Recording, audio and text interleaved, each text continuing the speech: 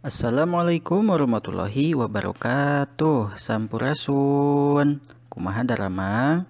Alhamdulillahnya urang tiasa patepang deui dina dinten ayeuna kangge diajar basa Sunda.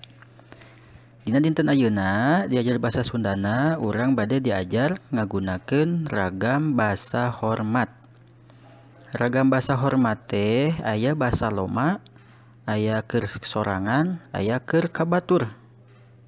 Benten antara basa loma, keur sorangan jeung keur kabatur. Basa loma teh naon atuh? Basa loma teh nyaeta ragam basa anu biasa digunakeun pikeun nyarita jeung sasama anu saumuran atawa jalma anu geus loma atawa akrab. Saperti jeung babaturan anu geus akrab atawa deukeut atawa jeung anu sahandapeun. Contona bahasa loma nyaeta contoh kalimatna nu kahiji, duh meuni alus sapatuna med. Contoh anu kadua, kuring balik ti Masigit jeung Yana.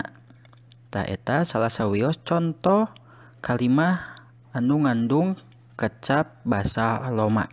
Anu kadua nyaeta keur kasorangan. Contoh kalimatna sapertos kieu.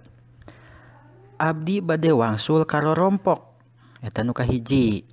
Anu kadua nyaeta kuring meuli cilok di Mang Dadang.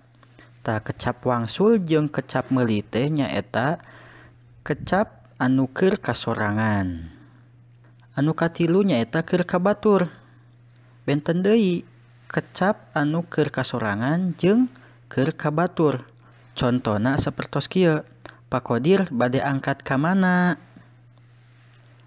Eta contoh anu kahiji. Contoh anu kaduana nyaeta Bapa nembe angkat ka pangaosan. Eta salah sawios contoh kalimah anu keur kabatur.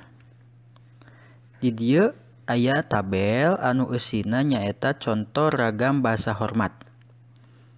Di dieu aya basa loma, keur kasorangan, keur kabatur jeung bahasa Indonesiana. Basa lomana alus. Keur kasorangana sae, keur kabatur oge sae. Bahasa Indonesiana bagus. Teras balik bahasa lomana. Upami keur kasorangan wangsul, keur kabatur muli. Upami bahasa Indonesiana nyaeta pulang. Nu salajengna nyaeta bahasa lomana indit, keur kasoranganna mios, keur kabaturna angkat. Bahasa Indonesiana pergi. Bahasa lomana dahar, keur kasoranganna neda, keur kabaturna tuang. Bahasa Indonesiana makan. Nu salajengna nyaeta hayang. Bahasa lomana keur kasorangan hoyong. Upami keur kabatur mah palai. Bahasa Indonesiana ingin. Imah bahasa lomana keur kasoranganna rorompok, keur kabatur mah bumi. Upami bahasa Indonesiana nyaeta rumah. Tah sapertos kitu panginten, kumaha parantos jelas? Upami aya nu bada ditaroskeun, mangga wae taroskeun. Di dieu aya tugas kangge hidup sadayana. Tugasna nyaeta hidup ngadamel 5 ragam basa hormat berbentuk kalimat. Hatur nuhun tina perhatosanana. Hapunten bilih seueur kalepatan. Wassalamualaikum warahmatullahi wabarakatuh.